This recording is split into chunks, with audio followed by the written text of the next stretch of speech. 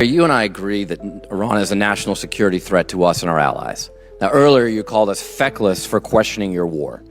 Do you think Congress was smart or feckless when it failed to ask tough questions to the Bush administration and gave them a blank check for Iraq? Well, if you're trying to compare this war to the Iraq I'm just asking war, you, do you think it was smart smart or the first feckless? one to call a stupid war, then it's a false comparison. Okay, well, probably a good idea to ask tough questions. So let me just ask you a few questions. Did you advise the president that we should attack Iran? We were, first of all, in this position in the cabinet, we never talk about what we would advise the president to do or not. Do you think the president or you deserve more? I've been in every meeting. I understand with that, the chairman Mr. and everybody else as those Mr. Secretary, critical I'm asking decisions the were questions. made, and he got every perspective possible when it came. I'm just asking what your perspective is. Are you afraid to take ownership of this? Do you think it was a good idea or not? As I've consulted the president, do I think it's a good idea to confront a nuclear bomb To start this in the war. hands of the? Imagine what the world would look like right now if Iran had a nuclear weapon. Okay, so let's just imagine. Which, by the way, if every they other, had one, every which the previous Obama deal was administration, going to allow them, including to do, the first Trump administration, they had one. prevented them from having a nuclear weapon. So, listen, how is this war going? Do you think we're winning? Militarily on the battlefield, it's been an astounding military success. No, but are we winning the war? Absolutely. Okay, so do you call Iran closing the Strait of Hormuz winning?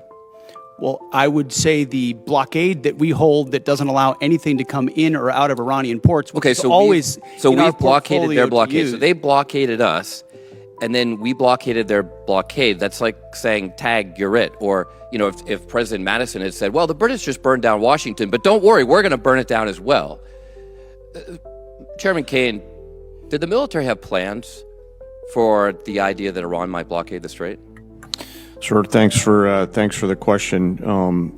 I'll answer it this way. You know, in this job, I have to maintain trust with a variety of constituents. To Okay, I'm include just the president. asking if the military Yes, had sir. plans. As always, my point in this is, as I explain the role, my point in this is we always offer a full range of military options that are carefully considered with the associated risks with those options and the considerations therein. So, Mr. Secretary, did you consider this risk? Of course, this department has looked at all aspects of this risk. And So then why did you this send the department minesweepers, the only minesweepers we had in the Gulf, to Singapore weeks before the war started? We have lots of capabilities that you may or may not be aware of at the classified level. Okay, and to deal so, with, to deal with by the way, mines. would the Trump-class battleships have helped with this? You're talking about a Minesweeping. prospective future battleship, which we welcome in the fleet. Okay, so you're supportive of the battleships? Yes, sir. Okay.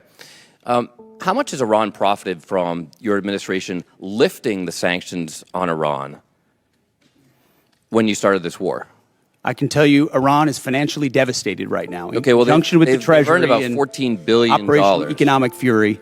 They're at a point where between the blockade and what we've done to them militarily, remember, they don't have a Navy. They can't contest the blockade. Okay. Between what we've done to them militarily what kind of a Navy and can financially, they buy they're at a for place $14 billion? where they have very few options. How many Chinese missiles can they buy for $14 billion? Does that sound like winning? They're not. We're ensuring, and they're not buying Chinese missiles. Okay. You know, at the end of the day, this also has a cost to us. If let's say this war costs $100 billion, I mean, you've already said, give us more time. It's only been 2 months. It could go on for 20 years like Iraq and Afghanistan. Let's just say it costs $100 billion. What is that to the average American taxpayer? Do you have any idea?